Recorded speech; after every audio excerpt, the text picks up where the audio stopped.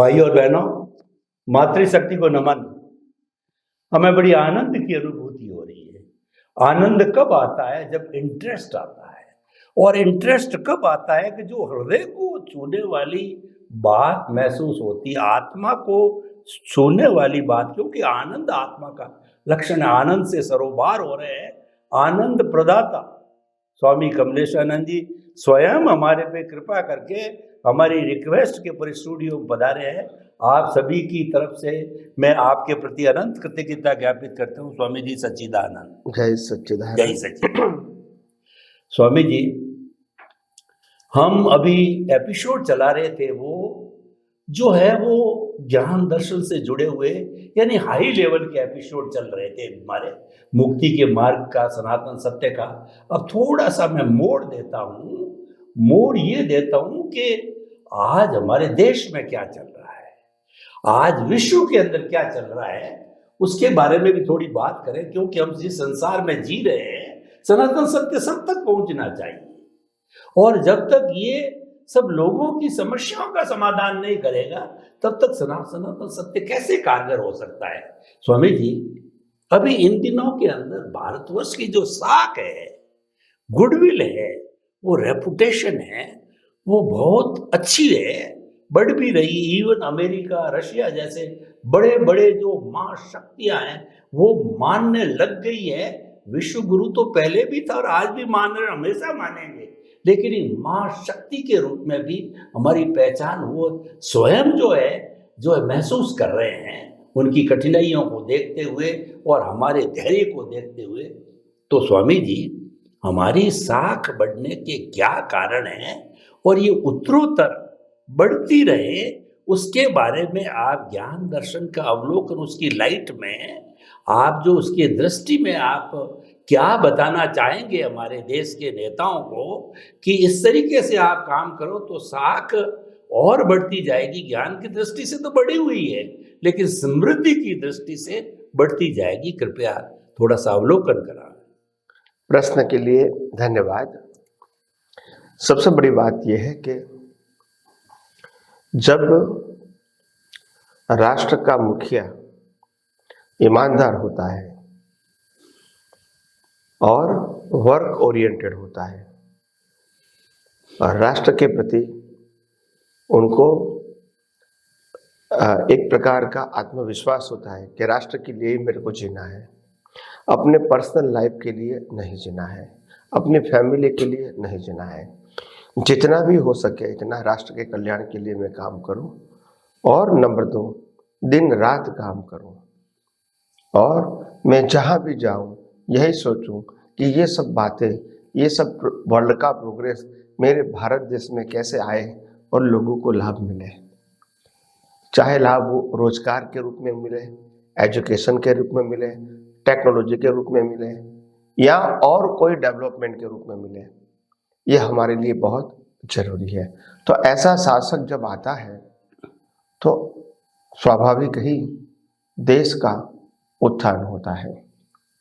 और दूसरी बड़ी बात हमारी ये है कि आज भारतवर्ष विश्व का फर्स्ट नंबर का पॉपुलेशन वाला देश बन चुका है और इसीलिए इनकी पॉपुलेशन के आधार से उनका प्लस माइनस पॉइंट ये है कि ज़्यादा पॉपुलेशन है, ऐसा मान सकते हैं, मगर प्लस पॉइंट ये है कि यहाँ के मिडिल क्लास के लोग काफ़ी डेवलप हो चुके हैं भौतिक रूप से।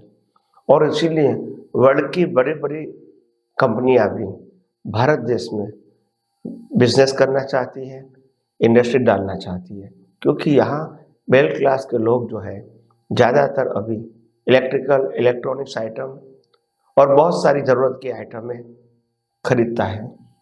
तो सबको मार्केट चाहिए इंटरनेशनल लेवल पे। तो मेरी कंपनी अमेरिका में है, मगर अमेरिका के अंदर जितना डिमांड है इससे ज़्यादा सप्लाई हो गया, तो मैं क्या करूँगा, मेरी प्रोडक्ट नहीं बिकेगी। यहाँ आपके पास सोर्स है इतनी बड़ी पॉपुलेशन होने के नाते, और हर रोज नए नए प्रकार के अलग अलग टेक्नोलॉजी आती है, व्हीकल्स आते हैं, अलग अलग प्रकार के इलेक्ट्रॉनिक्स मीडिया आता है, अलग अलग प्रकार के इलेक्ट्रॉनिक इंस्ट्रूमेंट आते हैं और अलग अलग प्रकार की लोगों को इन्वेस्टमेंट करने की सुविधा आती है। और सबसे बड़ी बात हमारे भारतवर्ष की आज जो मैं देख रहा हूँ वो ये है कि डिजिटल पेमेंट सिस्टम, इससे हमारा देश बहुत स्टेबल हुआ है। लोगों के पास पॉकेट में एक भी पैसा नहीं है, फिर भी लाखों लोगों की खरीदी वो कर सकता है। तो सबसे पहली बात ये बहुत बड़ी बात है। और धीरे धीरे हमारे भारतवर्ष के बड़ा प्रधानमंत्री है वो ऐसा प्रयास कर रहे हैं कि यही यूपीआई के माध्यम से हम विदेशों में भी हमारे लोग ट्रांजेक्शन कर सकें, ताकि उनको विदेश करेंसी लेने की जरूरत नहीं पड़े। बस। और इसीलिए जब करेंसी लेने की जरूरत कम पड़ेगी, स्वाभाविक है हमारे रुपया की वैल्यू बढ़ेगी, जिसकी डिमांड उसकी वैल्यू बढ़ेगी। तो ये प्रयास भारतवर्ष के प्रधानमंत्री कर रहे हैं, वो भारत देश के लिए बहुत अच्छी बात है। और हम तो चाहे उसमें हमको सफलता मिले ताकि देश भौतिक रूप से आगे बढ़े। और आध्यात्मिक की बात करें तो हम आध्यात्म के मार्ग में तो योग और मेडिटेशन के माध्यम से आज भारतवर्ष पूरे विश्व में फैला हुआ है। और उसमें योग और मेडिटेशन के अलावा अगर ये आध्यात्म विज्ञान का प्रवेश हो जाता है तो मैं समझता हूँ वर्ल्ड को यूनाइटेड होने में और बल मिलेगा। क्योंकि जो बातें सनातन सत्य या कुदरत के कानून के ऊपर आधारित होती हैं, इसमें आप डिवीजन नहीं बना सकते हैं। और उस बात को मानना ही प्रमाण होता है कि हम सब एक ही कानून से जी रहे हैं।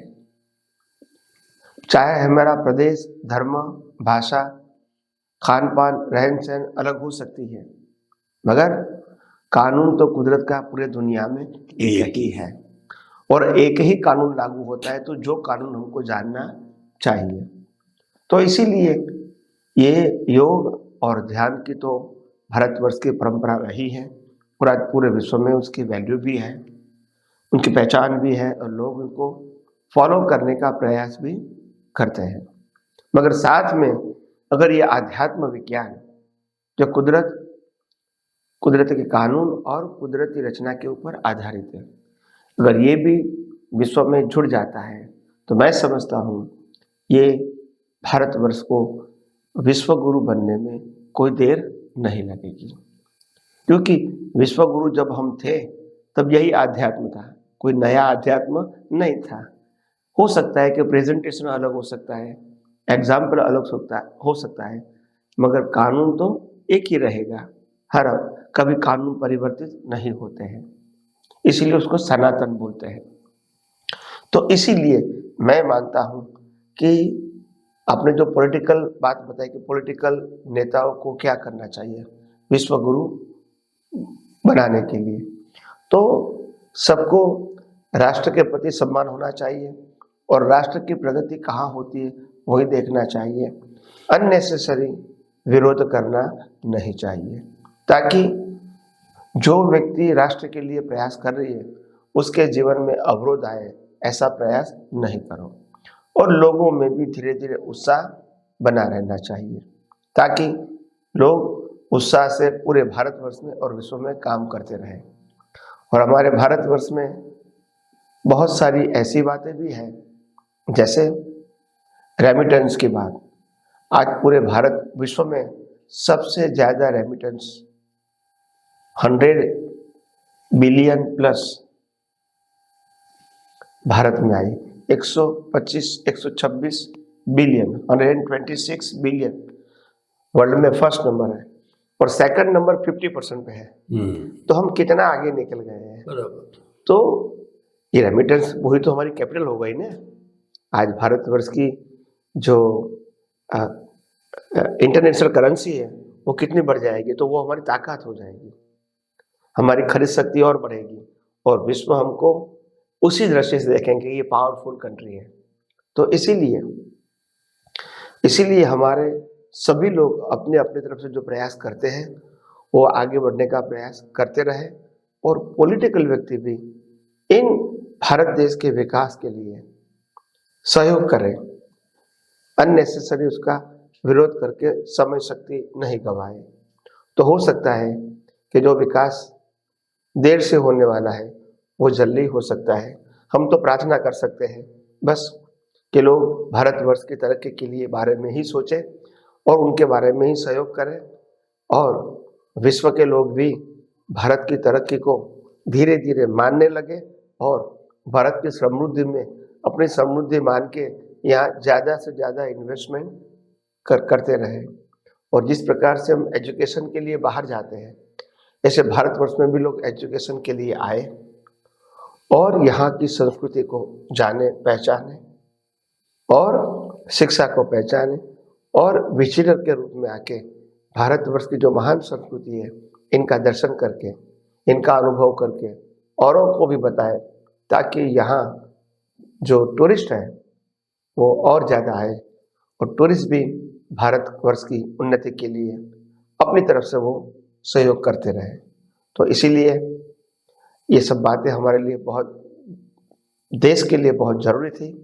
तो हमने अपने दृष्टिकोण से इसको बताने की कोशिश किया। स्वामी जी आपका बहुत बहुत धन्यवाद। मैं थोड़ा इतिहास की तरफ ले जाता हूँ। वास्को डी गामा हिंदुस्तान की जब खोज करी सबसे पहले, तो उसने पाया कि भारतवर्ष एक सोने की चिड़िया है, इतनी समृद्धि देख करके। और उसने कहा वो बीच के अंदर हम लोग शिथिल हो गए थे, थोड़ी गरीबी की रेखा के अंदर आ गए थे, लेकिन आज पुनः सोने की चिड़िया बन गई। और आपने बहुत अच्छा माना, क्या बताया कि चाहे धर्म गुरु तो था, है और रहेगा। इसका कारण भी मैं दूसरे प्रश्न में आपसे पूछना चाहूंगा, लेकिन आपने समाधान ये दिया कि अगर भारतवर्ष धर्म गुरु देश बना रहना चाहता है या सोने की चिड़िया बना देना चाहता है, तो उसको सनातन सत्य को सीखना चाहिए। सनातन सत्य में तेरा मेरा नहीं, व्यू पॉइंट नहीं है। ये तो संपूर्ण जो 8 अरब की जो जनसंख्या है आज विश्व में होने जा रही है, 7.5-8 अरब की, वो सब पे एक सा लागू होता है। क्यों?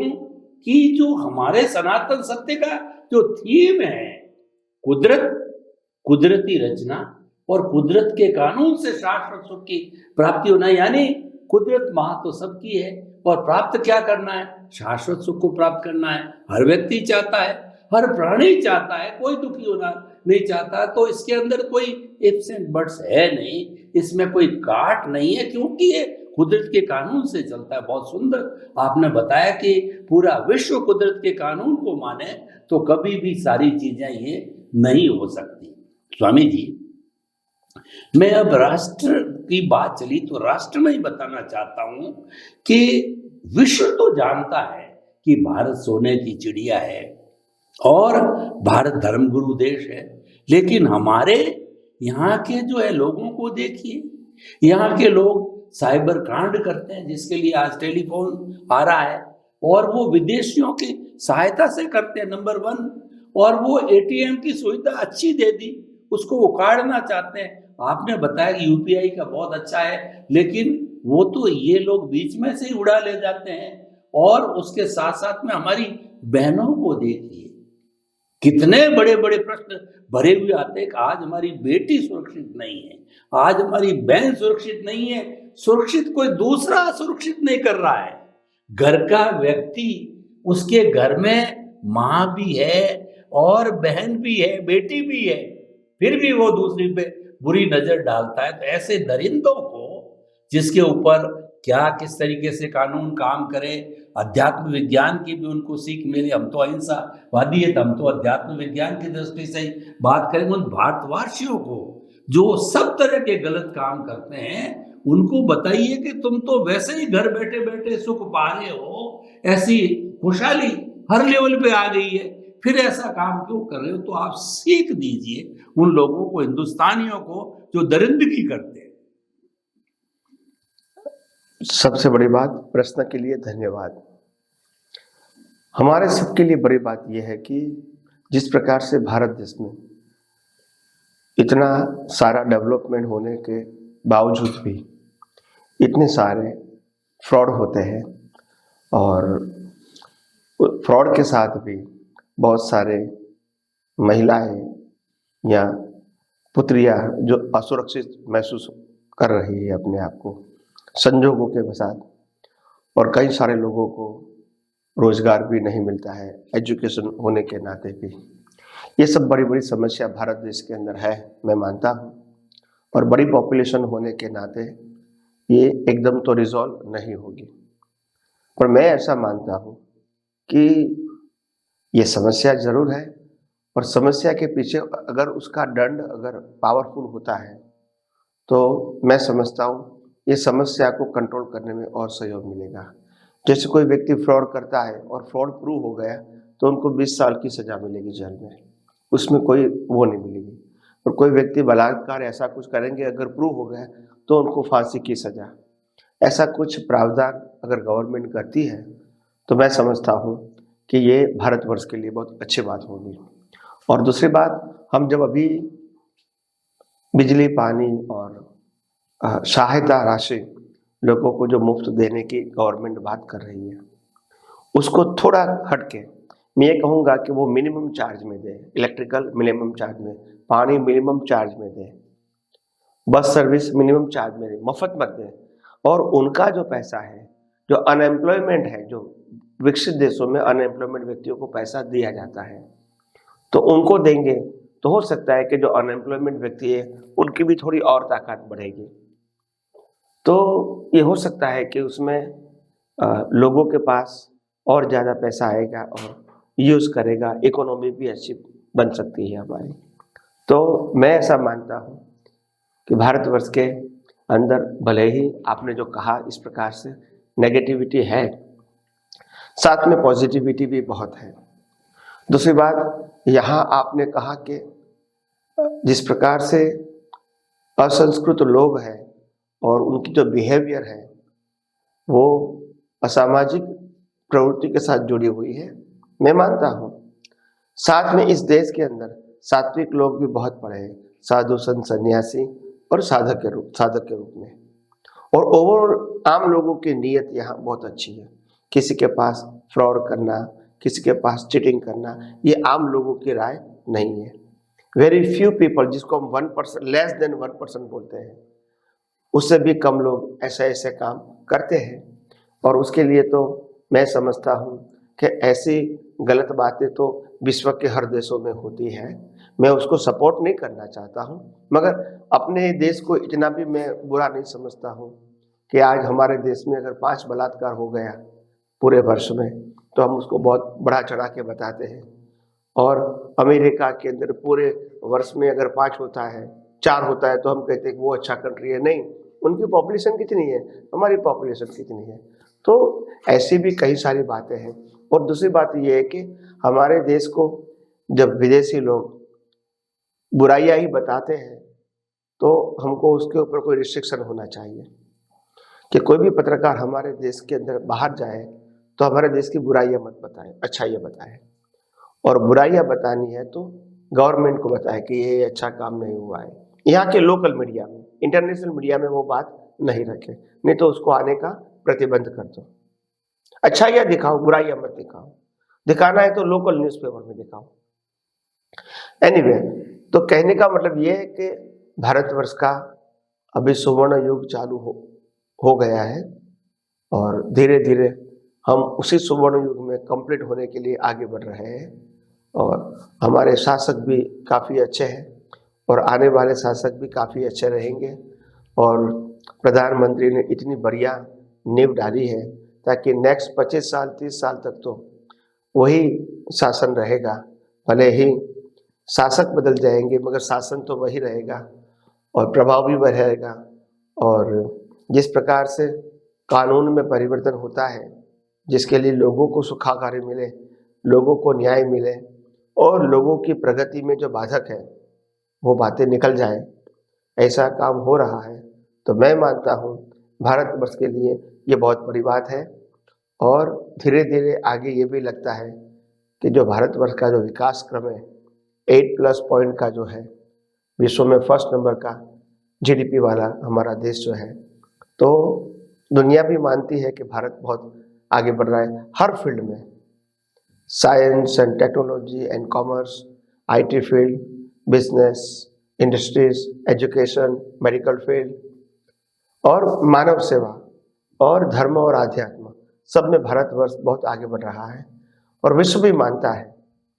बाकी छोटी मोटी तकलीफें तो हर देशों में होती रहेगी और मैं मानता हूँ ये नहीं हुए तो अच्छी बात है। उसके लिए कानून स्ट्रिक्ट होना बहुत जरूरी है और हमारे न्याय तंत्र की जो प्रक्रिया है वो फास्ट होगी तो और अच्छा भारत देश के लोगों को लाभ मिलेगा। स्वामी जी आपका बहुत बहुत धन्यवाद। दरिंदे हैं उनके लिए आपने बताया कि सरकार को कानून कड़ा करना चाहिए, त्वरित गति से कानून इतना शिथिल नहीं होना चाहिए, लंबा नहीं होना चाहिए, तुरंत कानून मिलना होना चाहिए, अंधा कानून नहीं होना चाहिए। बहुत सुंदर सुझाव दिया। और उसके साथ साथ में आपने कहा कि आशावादी बने रहो। वो लोग जो 1-2% ही ऐसा करने वाले हो तो उनको अध्यात्म विज्ञान समझाया जाए, उनको कुदरत का कानून समझाया जाए, तो उनका हृदय परिवर्तन किया जाए तो उनमें भी परिवर्तन आ सकता है। तो कुल मिलाकर के हमारा जो ये अध्यात्म विज्ञान है इसके अंदर बहुत बड़ी संभावना है व्यक्ति को बदलने की, क्योंकि हमारा जो सनातन सत्य है वो सिद्धांत के ऊपर आधारित है। ये कभी बदलता नहीं है, सिद्धांत एक सा रहता है और सब पे एक सा लागू होता है। तो स्वामी जी आपने जो ये सिद्धांत पकड़ा है बहुत ही सुंदर, व्यवस्थित और सहज सरल सुगम है। आपके प्रति कृतज्ञता। और ये हमारा एपिसोड अब यही संपन्न हो रहा है। धन्यवाद।